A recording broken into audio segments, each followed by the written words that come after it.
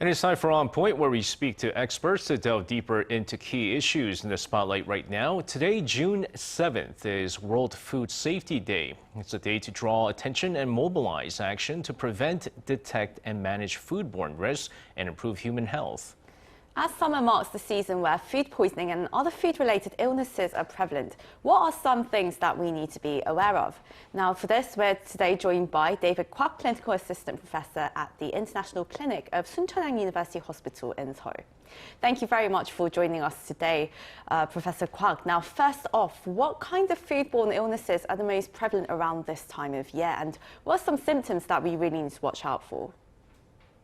All right, so there are different sources that can cause foodborne illnesses throughout the year, but most commonly we find bacterial sources to be more prevalent during the summer months, and it's primarily because of the warm weather and humidity that happens during the summer, which allows the better conditions for these bacteria to grow on these food materials. So the bacteria that are on the food not only grows themselves, but it can also create a material called toxins. And toxins are actually something that is different from the infection itself, because when even the bacteria is eradicated, the toxins can still remain on the food sources. So when it gets into the mouths of human beings, it infects them or it intoxicates them.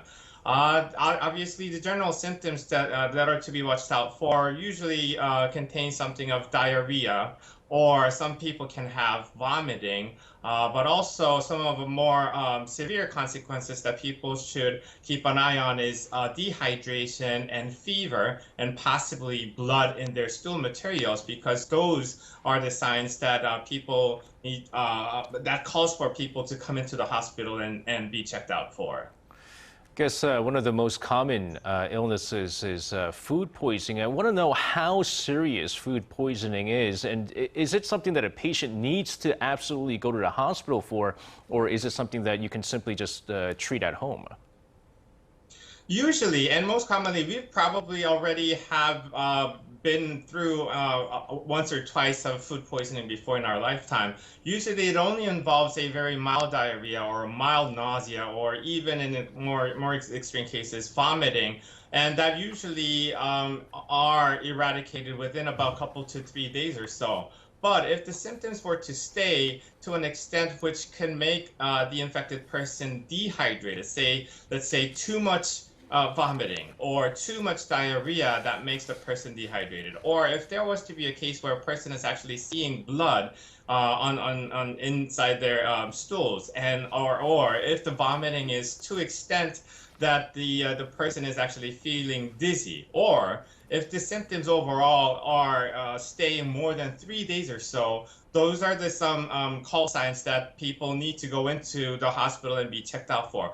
There are sometimes, rarely, but sometimes bacterial sources that need to be treated with antibiotics. Usually it's really never the case, but the symptoms that I just mentioned, those are specific signs that are caused by these bacterial sources that needs to be treated medically. And are there any foods that we should be avoiding in particular during the summertime in order to stay safe from such foodborne illnesses?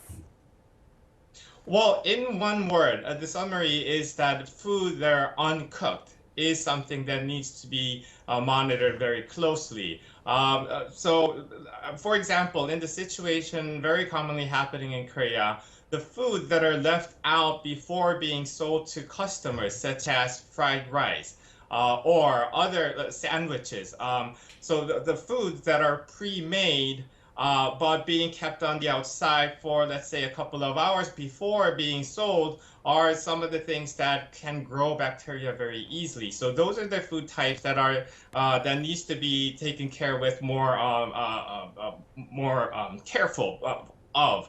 But other sources, let's say in household matters, we need to make sure to separate raw food materials from cooked materials, because there are chances that can transmit these bacterial sources to the cooked food before being consumed.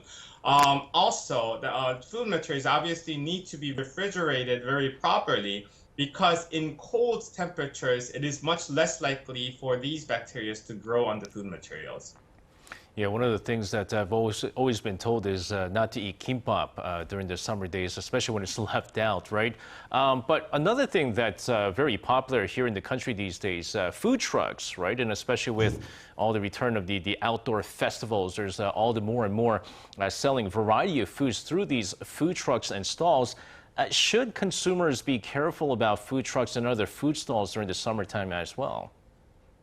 Well, in that regard, I'd say we should be careful of any restaurants or food venues, regardless of what types they are. As long as they cook the food right in front of you, or as long as they keep the food materials refrigerated, and also as long as they sanitize their utensils and their hands before cooking the meals, there is no reason to really worry more than the others about the safety of food consumptions from that specific venue.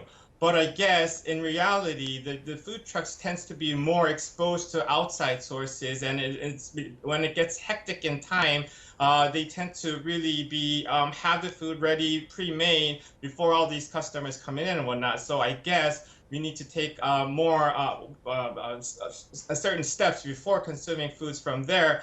But I wouldn't necessarily say that food trucks are more dangerous than the others as long as they keep all these sanitizing measures properly. Well, thank you very much for your insights today, Dr. Kwak. We're looking forward to speaking with you again. My pleasure. Thank you.